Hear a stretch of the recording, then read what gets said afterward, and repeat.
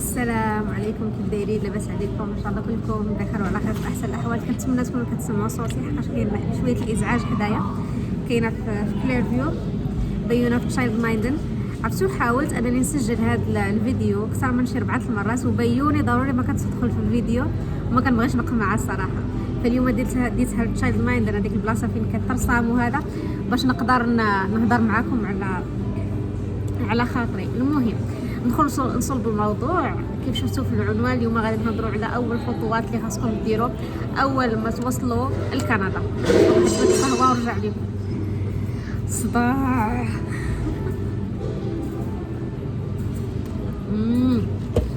هذا الفيديو مصوراه من واحد الفلوق كنصور لكم فيه، فقلت علاش لا نستغل الوقت ما حد بايوني كاينه، فغتشوفوا جوج فيديوهات لابسه فيهم نفس اللبسه. المهم معليش، ماشي المهم شنو لابسه، المهم شنو غادي نقول. قلت لكم اول خطوات اول ما ان شاء الله تخرج لكم الفيزا، توصلوا لكندا بخير وعلى خير، تباتوا تنعسوا على خير. اتفقوا تحلوا عينيكم. شنو غادي ديروا؟ اول حاجه اول خطوه غادي ديروها اللي هي مهمه بزاف هي كارت سيم، الرقم كندي. ضروري خاصكم تشريوا رقم كندي. من بين الشركات اللي مزيانه هنايا ارخص شركه هي تشاتر. خديتها انا في الاول وغيرتها. علاش؟ هي زوينه ولكن يعني فيها عروض زوينين وكتعتبر هي ارخص شركه، ولكن انا ما خدماتش ليا. ما عرفتش واش كاع الناس اللي في ادمنتون هنايا ما كتخدمش لهم تشاتر، ولكن انا ما الريزو فيها صفر، فغيرتها لهذا الفيرجين حتى هي زوينه بزاف وحتى هي الثمن ديالها الصراحه مناسب. فاول حاجه خاصكم ديروا هي انكم تشريوا رقم كندي، لانه الرقم كندي غتحتاجوه في كاع الخطوات اللي غنقول لكم دابا. اول حاجه هي الرقم كندي قبل ما تبداو في اي خطوه، لانه اي بلاصه مشيتوا لها غيسولوكم على رقم كندي. اوكي. ثاني خطوه هي انكم تديروا حساب بنكي ضروري ضروري ضروري، حتى هو غيطلبوا لكم بزاف الحوايج. حساب بنكي غيطلبوا لكم الرقم كندي، فهادشي علاش قلت لكم الرقم كندي هو الاول ضروري. كنتمنى صوتي يكون مسموع، فريمون كاين ازعاج بزاف. فقلت لكم رقم كندي ومن وراها حساب بنكي ضروري. انا دايره تيدي، ولكن كنظن كاين محسن من تيدي. انا درت تيدي لانه كان هو اللي ما محتاجش موعد، وانا كنت خاصني ضروري ندير حساب بنكي، فدرت تيدي. ولكن خال محمد قال لي راه كاين محسن. المهم، ولكن حتى يدي راني مرتاحه مع دابا، يعني مزيانه. من وراها غادي تمشيو لواحد المكتب اللي سميتو سيرفيس كندا، كاين في كندا كامله. هاد سيرفيس كندا اشنو غادي ديروا فيه؟ غادي تقادوا الاوراق ديالكم كاملين، غيعدلوا لكم الاوراق ديالكم على حساب العنوان اللي غتعطيوهم وعلى حساب الرقم ديالكم الكندي، باش يبقى اي برا بغى يصيفطوا لكم اي تواصل بغى يتواصلوا معكم يتواصلوا معكم في الرقم ديالكم، او بغاو يصيفطوا لكم شي برا يصيفطوا لكم في العنوان اللي غادي تعطيوهم. يعني كاع الابديت الجديده ديالكم اللي غتكون في كندا غادي يقادوها معاكم. زائد غيقادوا معاكم واحد الحاجه سميتها انشورنس، ولا هذا التغطيه الصحيه. فعلى حسب الفيزا ديالكم، واش نتوما جايين اقامه دائمه، واش نتوما جايين فيزا عمل، على حساب هذا الانشورنس واش غتحتاجوا تشريوها ولا غادي يعطوها لكم، يعني على حساب الحاله ديالكم نتوما. فكيف قلت لكم الرقم الكندي اول حاجه، من وراها الحساب بنكي، من وراها غادي تمشيو لسيرفيس كندا اللي غيقاد معاكم الاوراق ديالكم اي حاجه محتاجينها غادي تسولوهم. رابع حاجه اشنا هي؟ خاصكم تاخذوا موعد باش تاخذوا البيرمي، رخصه السياقه ضروريه هنا في كندا. انا مازال ما خديتهاش من حقش، مازال كان وجد، مازال كنقرا فيها، لانه انا ما كانش عندي من قبل رخصه السياقه. الناس اللي عندهم من قبل وباغيين يديروا الرخصه الكنديه، كنصحكم واخا اي واحد مثلا الناس اللي جايين من المغرب، جايين من البلدان العربيه، واخا جايين بالبيرمي ديالكم، ما عرفتش شحال المده اللي كيعطيوكم من ورا خصكم تبدلوه. كنصحكم انكم مباشره ديروا هاد الرخصه ديال كندا. علاش؟ غنقول لكم علاش. هنا النظام في كندا، مثلا انا غادي ندير البيرمي ديال كندا، غادي ندير هذا الاسئله، ما عرفتش شنو كيسميوه، تيوري، واقيلا تيوري كاع. فكيعطوك الرخصه ديالك باقا ما كدوزي لا براتيك لا والو. هنايا النظام غاير، ماشي بحال مثلا في المغرب كدوزي التيوري كدوزي البراتيك عاد كيعطوك البيرمي. هنا لا، كيعطوك البيرمي ديال التيوري مده سنه. ممنوع عليك انك تسوقي بوحدك، ضروري خاص يكون معك شي واحد اللي عنده بيرمي اوريدي في كندا، يكون جالس حداك الا بغيتي تسوقي. يعني كيعطوك هذيك المده ديال سنه كامله انك تدربي على السواقه وهذا، ولكن ضروري يكون معك شي واحد. وعاده من وراها كتقلبي ديال البراتيك وكيعطوك ما نعرف ديال شحال من عام باش تعاودي تبدلي. المهم فكنصحكم انكم ما تضيعوش الوقت. الناس اللي بحالي مازال ما عندهم حتى شي معلومه صفحه بيضاء على السوقان، قراو وسيروا دوزوا الامتحان، تاخذوا موعد على حساب. هنايا في البرتا، هنا في ادمنتون، الحاجه زوينه انكم ما كتحتاجوش تسناو موعد زعما كبير بزاف. كتمشيو كتقول لهم بغينا ندوزو امتحان، كيقول لك مثلا جي غدا، ولا ممكن ندوزو في نفس النهار، وكتخلص واحد المبلغ اللي هو بسيط. مثلا مقاطعات اخرين مثلا في كيبيك وهذا كنظن كيتسناو شهر حتى شهرين باش كياخذوا الموعد. يعني النظام من مقاطعه لمقاطعه كيختلف. فهذا الشيء علاش كنصحكم انكم ديروا البيرمي ديالكم عام دغيا غيدوز، واخا ما عندكمش طوموبيل، واخا ما غاديش تكونوا كتسوقوا. المهم تكونوا حاطين هذاك البيرمي عندكم مده عام، ولا كان شي واحد عندكم صديق ديالكم، ولا شي واحد مثلا راجلك، ولا شي واحد اللي اوريدي كيسوق، شي واحد من عائلتك عنده الطوموبيل، يقدر يبقى يعطيك تلقي يدك وتعلمي مره على ما يدوز عام. وديك الساعه الا قدرتي تشري طوموبيل وقدرتي دوزي البراتيك كيكون العام داز، بلا ما تبقاي تعكزي تقولي او عام ما غاديش نسوق، اصلا انا ما كنعرفش واصلا ما عنديش طوموبيل. دوزي البيرمي ضروري.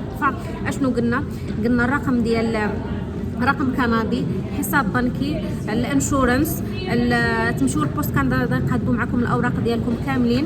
يا ربي يكون صوتي مسموع. ودوزو البيرمي ديال السواقه ديال السوقان. شكرا. غادي نهضر على واحد النقطه ديال الناس اللي باغي يتعلموا اللغه الانجليزيه، غيحتاجوها سواء باغيين يخدموا، سواء باغيين يكملوا القرايه ديالهم. المهم غيحتاجوا كاع حالاتهم يحتاجوا امتحان لغه، يعني سيرتيفيكا ديال تحديد مستوى اللغه الانجليزيه او اللغه الفرنسيه. انا غندوي بخبره ديالي انني احتاجيت امتحان تحديد المستوى في اللغه الانجليزيه. غندوي لكم ان شاء الله على اللغه الانجليزيه بشكل عام في فيديو خاص، ولكن غنعطيكم معلومه سريعه بخصوص هذا الموضوع، بما اننا كنهضروا على الخطوات اللي غتحتاجوا اول ما توصلوا لكندا. قلت لكم اللغه الانجليزيه تحتاجوا امتحان تحديد مستوى اللغه الانجليزيه. غادي تمشيو لواحد المكتب سميتو كاثوليك، سجلوها، مكتب سميتو كاثوليك. غادي تاخذوا من عندهم موعد، غيعطيوكم موعد امتى غدوزوا امتحان. غادي تمشيو دوزوا الامتحان وغادي يعطيوكم سيرتيفيكا في نفس النهار. وقدروا حتى مثلا الا كنتو مثلا محتاجين واحد الليفل معين، في مثلا باغي تدفعوا واحد الجامعه ومحتاجه مثلا ليفل 8 ولا ليفل 7 ولا شي حاجه، غادي هما يعطوكم معلومات فين تقدروا تقراو هاد الليفلات هادو حتى توصلوا للليفل اللي نتوما محتاجين. يعني المستويات اللي غير مثلا نتايا مثلا مستوى 5 لقيت راسكم مستوى 5 ومحتاج مستوى 8 باش تدخل واحد الجامعه معينه، فغادي هما يعاونوك باش يعطوك بزاف ديال الاختيارات على حسب الزون اللي انت ساكن فيها. هذه الزوينه على حسب المنطقه اللي انت ساكن فيها، شنو اللي قريب ليك، فين تقدر تقرا هاد الليفلات مثلا من ليفل 5 حتى ليفل 8 وتعاود تجتاز امتحان اخر ويعطوك شهاده انك راك نتايا في هذا المستوى هذا فعلا باش تقدر تدخل الجامعه اللي نتايا محتاج. هذه كمعلومه. بالنسبه للانشورنس التغطيه الصحيه، بعض المرات كتكونوا جايين بواحد التغطيه صحيه معينه اللي غادي تخول لكم انكم تدوزوا مثلا غير على الطبيب فابور، ولكن الدواء ما كيكونش داخل في هذيك التغطيه الصحيه، فكتضطروا انكم تشوفوا واش هذيك الفيزا اللي جايين بها تقدر حتى يتغطى لكم الدواء، او خاصكم انكم تشريو تغطيه صحيه اللي تقدر تغطي لكم الدواء اللي نتوما كتاخذوا. هذا مثلا انا كنحتاج ناخذ دواء ديال السكر، فالناس اللي ما عندهمش يردوا البال واش يسولوا واش هاد التغطيه الصحيه اللي عندهم واش كتغطي لهم الدواء، ولا ضروري خاصهم يحتاجوا انهم يشريو التغطيه الصحيه اللي تتغطي الدواء. غالب احيان كتكون التغطيه الصحيه اللي درتو ما مغطياش لكم الدواء، فمحتاجين انكم ديروا تغطيه صحيه تغطي الدواء. فملي تمشيو لبوست كندا لا كندا سيرفيس، عفوا تمشيو لكندا سيرفيس او سيرفيس كندا، ملي تمشيو لسيرفيس كندا تسولوهم على هادشي كاملين. اي سؤال عندكم ما تحشموش سولوهم، تما راه في الخدمه ديالكم ناس مزيانين بزاف هنايا، ناس خدومين كيعاونوا نيو كامرز. وغندوي لكم دابا على واحد ما تفكرت على واحد اولدي الله يدير بركه بالغلط عرفتي عندهم واحد الصبر مع وليداتهم. انا بينت كنت غلط هكا ولا ماما عرفت بادب لعبي بادب المهم ف تيسكت.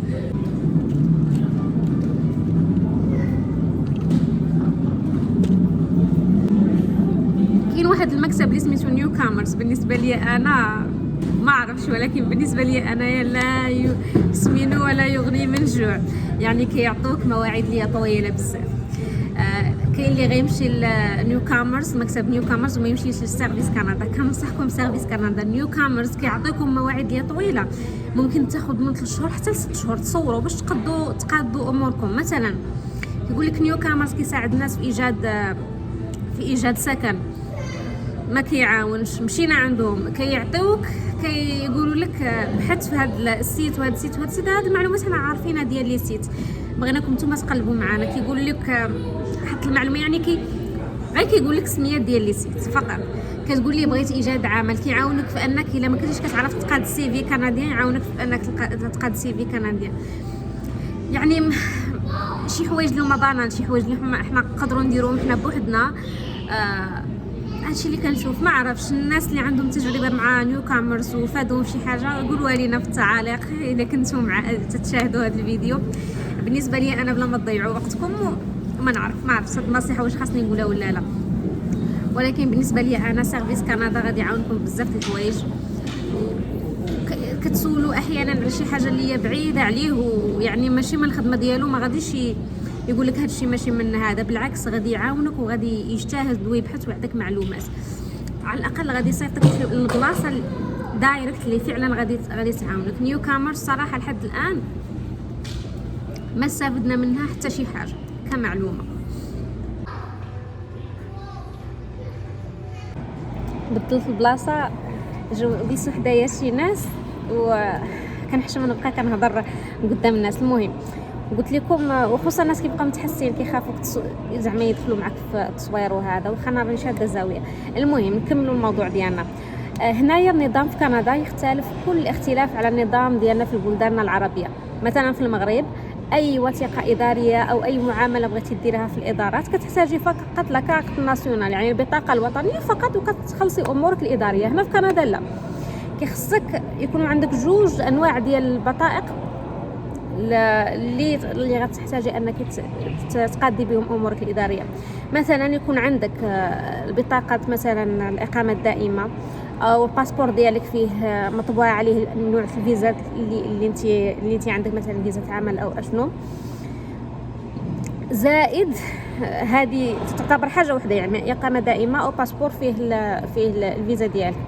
زائد يا اما يكون عندك رخصه السياقه الكنديه، ديك البطاقه ديال رخصه السياقه الكنديه، او يكون عندك البطاقه ديال المقاطعه اللي انت فيها. مثلا انا دايره ديال تتسمى ايدنتيفيكيشن كارد، البرتا ايدنتيفيكيشن كارد، مقطع غير المعلومات ديالي.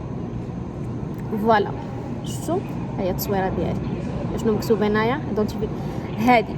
انا مثلا مازال ما دوزش الامتحان ديال رخصه السياقه باش نقدر ناخذ هذا البيرمي، لا كارت ديال البيرمي، فدرت هذه اسرع. هذه كتمشي لهذا فين مشينا، ماشي سيرفيس كندا، اي ثينك في سيرفيس كندا، والله ما عقلت فين بالضبط. اي ثينك في سيرفيس كندا، خاص نقلب على هذه المعلومه ونقولها لكم، نسيت حقاش مشينا بزاف المكاتب. فكتخلصي واقيلا واش 14 ولا 13 دولار، كنظن 14 دولار خلصنا. كياخذوا منك التصويره، كياخذوا المعلومات ديالك، السيناتور ديالك. وصافي كتخلصي هذا المبلغ، وكيقولوا لك من وراء سيمانه اسبوع او اسبوعين كتوصلك البطاقه في البريد ديالك ديال الدار. فاي اجراءات اداريه هنايا في كندا كيحتاج انكم يكون عندك جوج الانواع ديال البطائق، او جوج الانواع ديال التعريف ديالك، ما عرفتش كيفاش نقول ليها. فانا مازال ما وصلتنيش الكارت ديال الاقامه الدائمه، ولكن عندي الورقه ديال الاقامه الدائمه اللي دخلت بها اول مره، فعادي كنمشي بها عادي بحال لها كارت هذيك، فعادي كنقدر نقاد بها اموري كلها مع هذه البطاقه اللي قلت لكم. فالمهم هذه كمعلومه بالنسبه يعني الناس اللي مازال مشوارهم بعيد يقراو على الثيوري ديال هذا وديال رخصه السياقه ويدوزوا امتحان وهذا. فباش تيسروا اموركم وتقادوا اموركم المحتاجين، مثلا غير هنايا في كليرفيو في هذا المجمع هذا اللي كنجيب ليه بيان باش نقدر نسجل، طلبوا من عندي جوج ديال، خاصني نعطيهم جوج ديال الوثائق، فعطيتهم هذا الكارت وعطيتهم الورقه ديال بي ار ديال ريزيدنت بيرماننت الاقامه الدائمه، وقادوا لي امور. يعني المهم ضروري خاص يكون عندكم جوج ديال الوثائق المعترف بها هنايا في كندا. وصلت الوقيته ديال البيان غادي نمشي نجيبها. كنظن قلت لكم كاع الحوايج اللي تقدروا ديروهم في اول ما توصلوا، اللي خاصكم ديروهم ماشي تقدروا، اللي خاصكم ديروهم اول ما توصلوا. فان شاء الله يكون الفيديو فاتكم. غادي نهضر لكم ان شاء الله على المساعدات اللي كيعطيو الوليدات الصغار، على المساعدات السكن، بزاف المعلومات ان شاء الله بخصوص الدعم المادي في كندا، ولكن فيديو خاص ان شاء الله باش ما يبقاوش يتخربطوا لكم معلومات. تنفس. والله عاتيه واخا الجو صراحه اليوم راه زوين، مشمس، ولكن ما كاينش زعما هذيك الرطوبه. فالمهم هذا ما كان غنقول لكم، نخليكم ان شاء الله هنايا نشوفكم ان شاء الله. كنديزا واحد البنت ما بغيتش نشدها معايا. المهم قلت لكم ما تبخلوش عليا بتعليقاتكم الزوينه، شكرا بزاف كنقرا كاع التعاليق ديالكم، شكرا على الدعوات ديالكم زوينه، شكرا على التعاليق ديالكم زوينه، ونتمنى الفيديو يكون فاتكم واخا غير شويه، ونشوفكم في امان الله. باي بسلامه. نمشي نشوف بيونيت وحشه ساعتين وهي في تشايلد مايند، تدير البينتين وزعما حوايج زوينين زعما ينفعوها. يلا بسلامه.